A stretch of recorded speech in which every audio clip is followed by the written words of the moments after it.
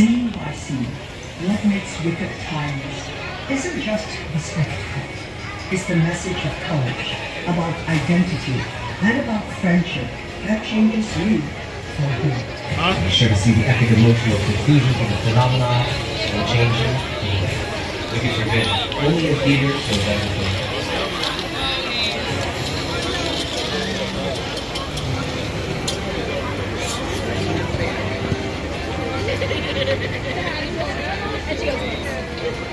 Transformers, Jurassic Park, or attractions I played.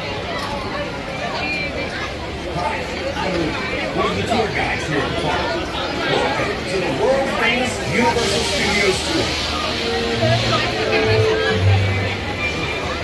Hi, I'm Lisa. In just a few minutes, we're going to board our train for a tour of movie studio that can last as long as 1 hour. That's right, an hour.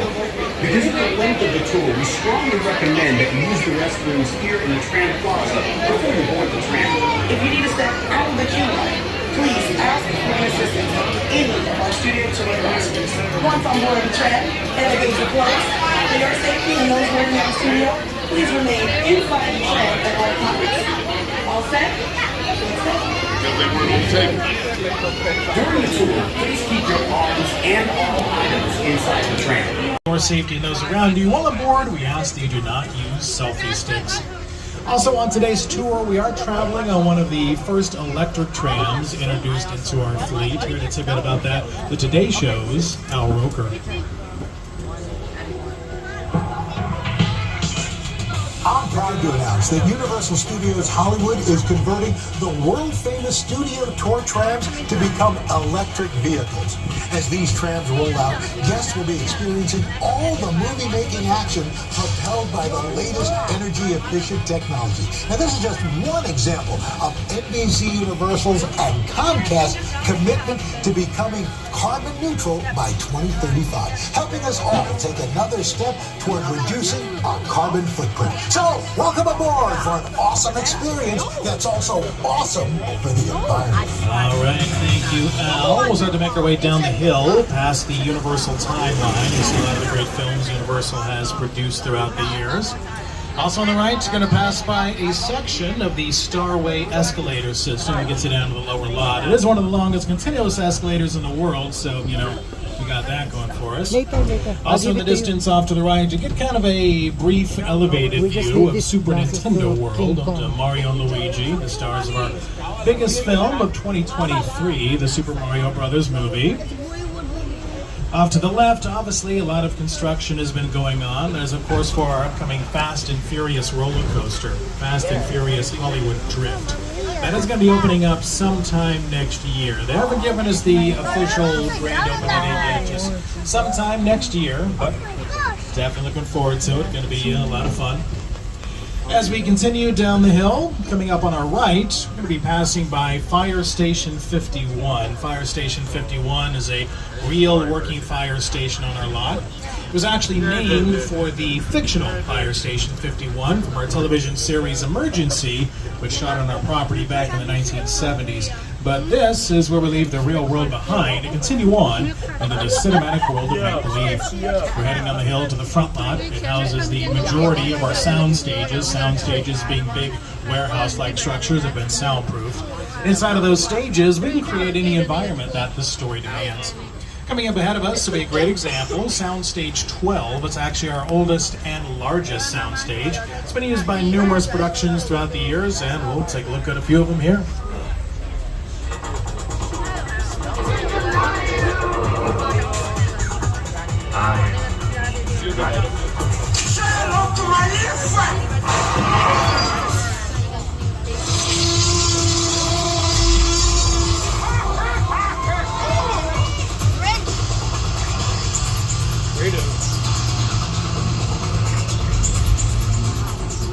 Yes, a lot of history inside of Stage 12. One of the more recent big productions to utilize Stage 12 was The Voice. Now, The Voice moved out a few years back, but they are still on the Universal lot. They're now using a couple of our backlot sound stages, which will pass by a little later in the tour. Also, as we make our way toward the end of the timeline here on the left, you will see the final poster is for Oppenheimer with Cillian Murphy, and that is our most recent Academy Award winner for Best Picture. As we get to the end of the timeline, we will officially enter the front lot. And on our right, we're going to be passing along the backside of Super Nintendo World. Off to the left, well, more sound stages. Stage 11 on the corner was someone recently used by the HBO Max series Hack, starring Emmy Award winner Gene Smart. Also, you'll notice that some of the doors on the side of the stages are quite large. Those big double doors do have a special name. They're called elephant doors. In the early days of the studio, we shot a lot of movies with large exotic animals, including elephants. We needed a door.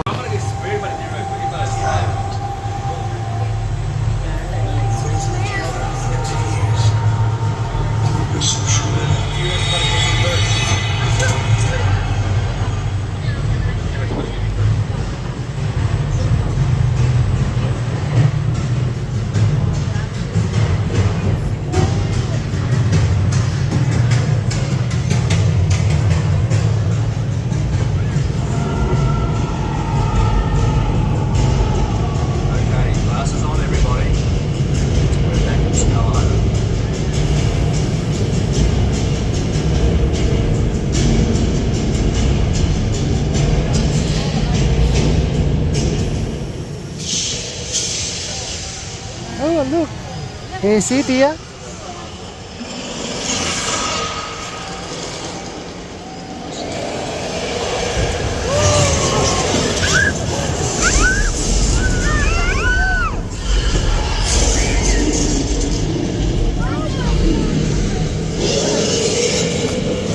Look at Tia, look.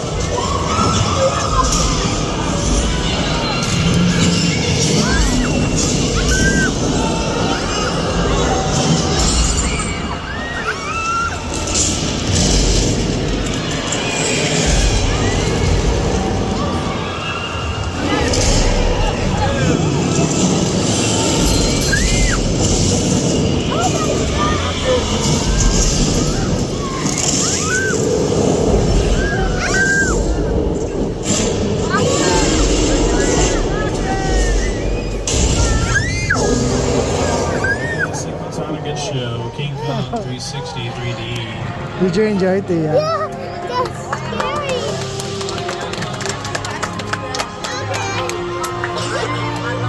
Okay, I'm scared. You scared? I'm scared, yeah.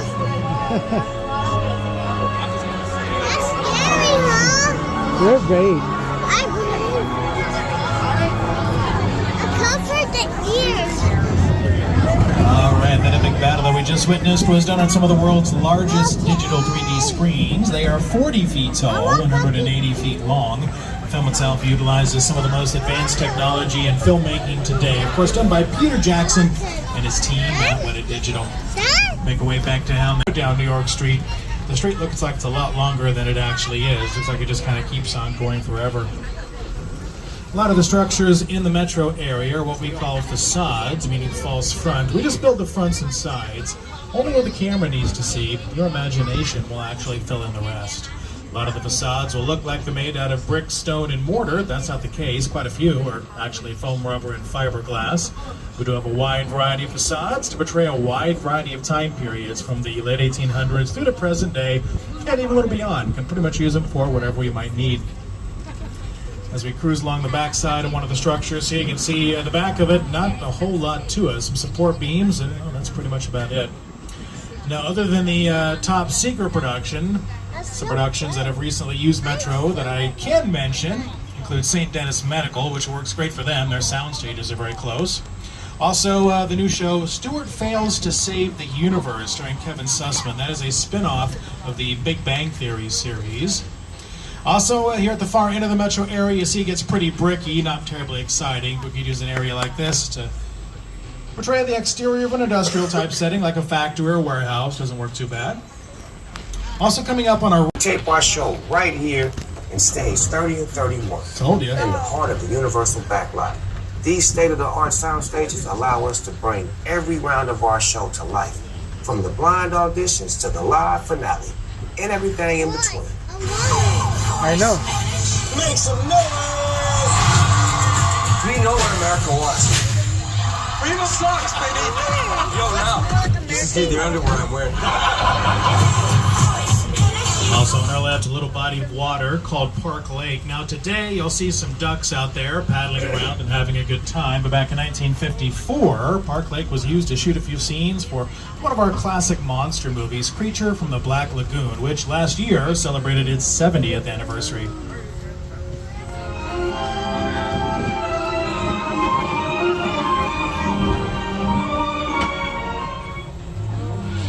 And on the Universal backlot, the world is, well, pretty much right around the corner.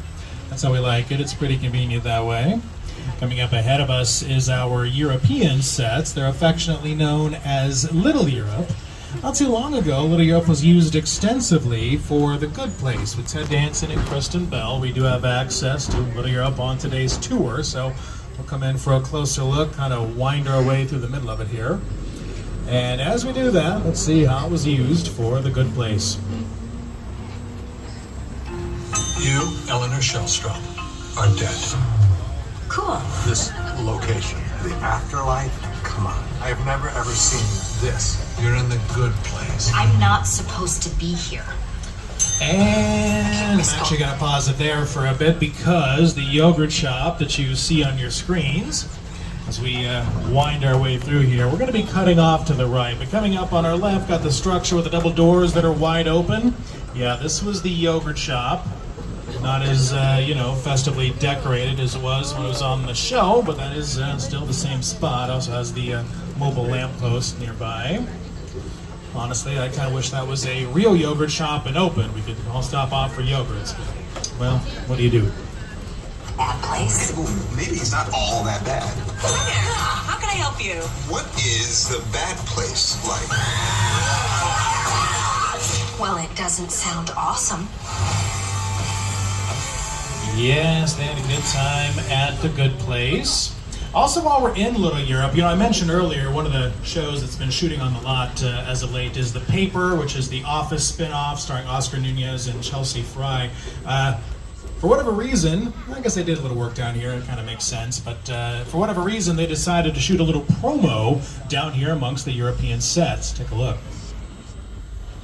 Hi, Studio Tour! We're here on the lot where we film The Paper, which follows our characters' day-to-day lives as employees of a struggling newspaper, the Toledo Truth Teller. That's right. Unlike many other TV shows, The Paper uses multiple cameras and a variety of shot types and movements to give our show a true documentary feel. Because the camera is always around whenever we're on the set, it's important that we stay in character. Mm-hmm. Hey, Oscar, what's your favorite part of working on the lot? I wasn't expecting you to ask me that question. You know what? I love being around talented, wonderful, hilarious people. I also get to work with Chelsea Fry. How about you, Chelsea? What's your favorite? Oh, I love waving to the trams. Oh. All right, we'll head inside here and take a look.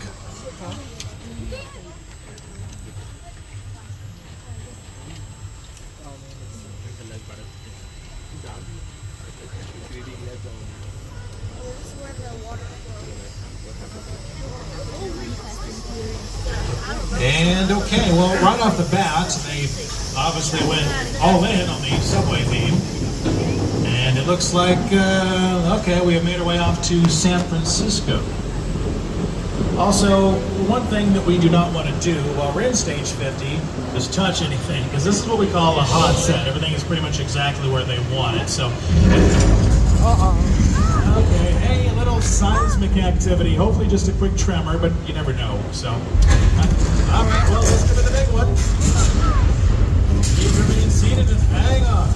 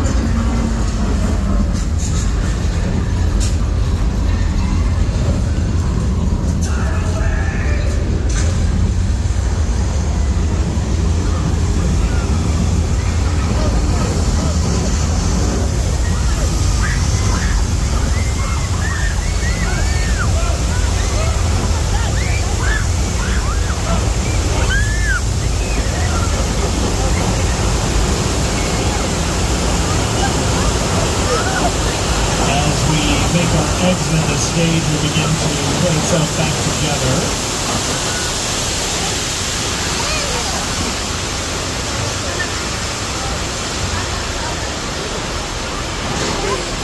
And you made it through our simulated backlot earthquake / tidal wave. The attraction, like the stage itself, was back in 1989, so it turned 36 this year. Was award winner Gene Spark. The area gets the name 6 points because many years ago, like 100 years ago in our silent filmmaking days, we could shoot 6 movies in there at the same time. We would just dress each street like a different town. Right now, though, Spielberg Drive will take us up to beautiful Amity Island. They finally captured that pesky shark that was causing all the trouble. As an added measure of protection, they've dispatched Officer George of the Amity PD dive team into the water to make sure things are safe so we can stop off for a nice, refreshing snack.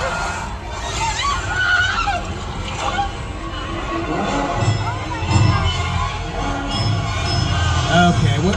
Hey, wait a minute. Look, afraid of that. They caught the wrong shark. Look at the size of that dorsal fin. Our pal Officer George could be in big trouble. Hey, George, get out of the water, buddy. He's coming right for you, pal. George, he's on your left. Like you're like 11. This is not going to end well.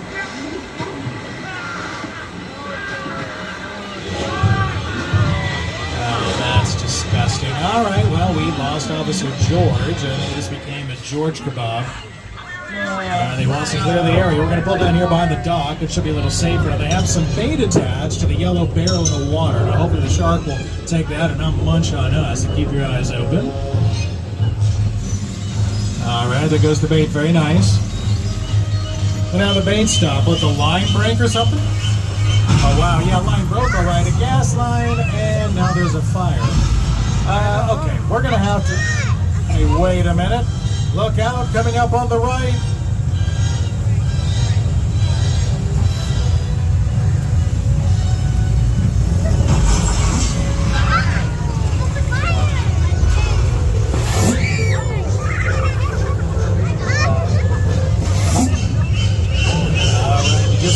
Close and personal with Jaws. Let me bring up Steven Spielberg, who knows a thing or two about the film since he directed it, also the attraction, which he was an advisor on.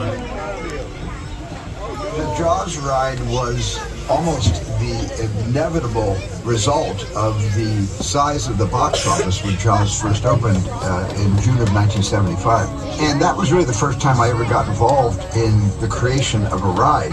It was a great honor to be invited into a creative circle of tremendous designers at Universal that were trying to figure out how to replicate what the movie had done to audiences in a real way by building a physical shark that would come out of the water and terrify tourists as they were sitting in the tread.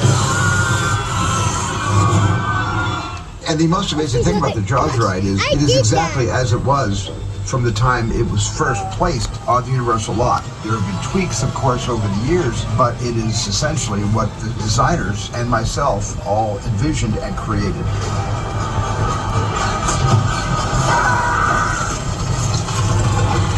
I'm done bashing the shark. Thank you, Jaws, for everything you've done for me. But I will say, consistently, the shark did work much better on the tour than it did in the Atlantic Ocean in 1974. Thank you, Mr. Spielberg. If there is one thing everyone in suburbia can appreciate, it's a good neighbor.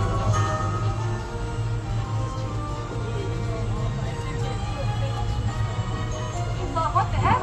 Let's move that. Now, a number of the houses here on Colonial are first floor practical, so with some of the houses inside on the first level, they can be used for a little interior filming. Upstairs, well, not so much.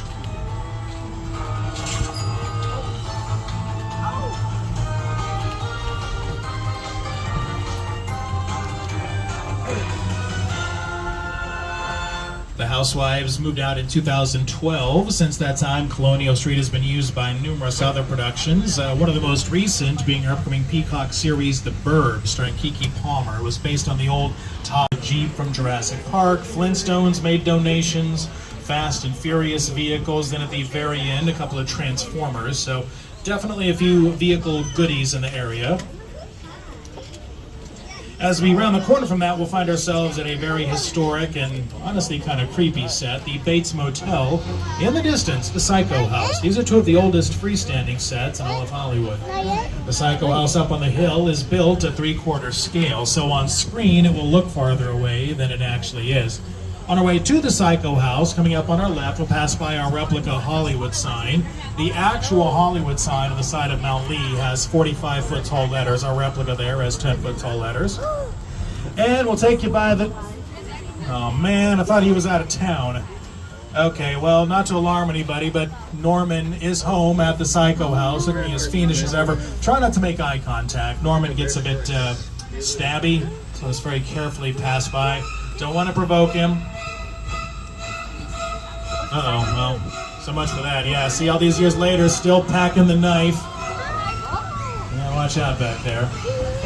All right, we'll leave Norman behind, continue into another fantastic set, the incredible Crash Site, with Steven Spielberg's version of War of the Worlds. In theaters back in 2005, starring Tom Cruise, Dakota Fanning, Tim Robbins, and Justin Chapman. That's that one right there. And in case you were wondering, yes, this is an actual aircraft, the 747, destroyed specifically for this incredible scene.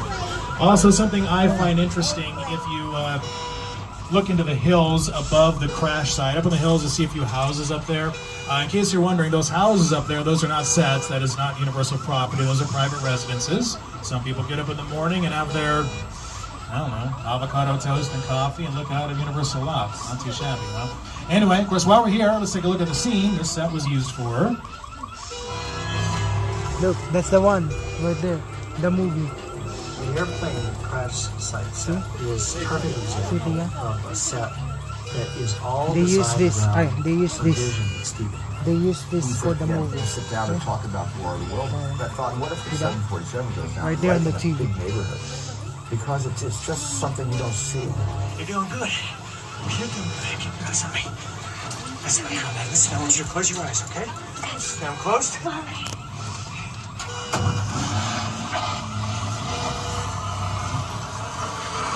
Robbie, get in. Get in. Now this is one of the largest sets ever constructed on the Universal backlot, but despite the use of the life-size realistic set pieces, the film did feature over 500 effect shots, more than Mr. Spielberg had ever used before. We'll make our way back out into Spielberg Drive, right in the middle of the area, all up close and personal. I will even add in a few audio effects. And who better to say about this setup than the man himself, Jordan Peele. Movie magic only happens when a team of collaborators, often in the hundreds, work together to take an impossible notion and bring it to life. This is Jupiter's Claim, a nostalgic, small-time Southern California amusement park owned by former child star Ricky Jupe Park.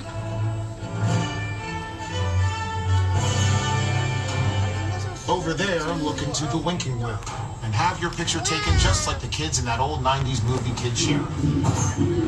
That's what this whole place is loosely based on. Remember that one? No?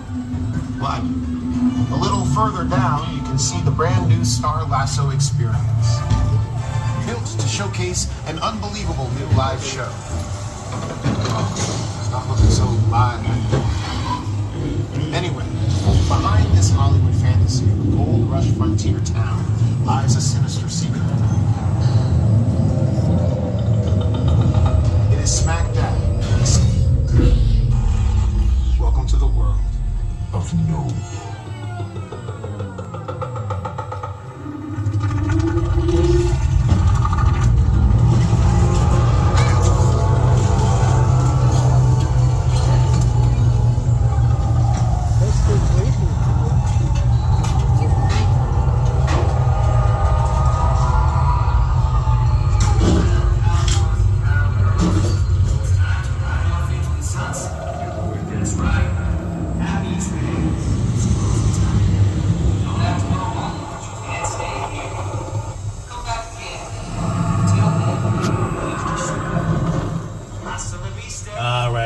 mosey on out of Jupiter's Claim. Before we wrap up the tour here, we're going to take you by Falls Lake. Its main feature, the giant blue backdrop. That's the largest freestanding backdrop in Hollywood.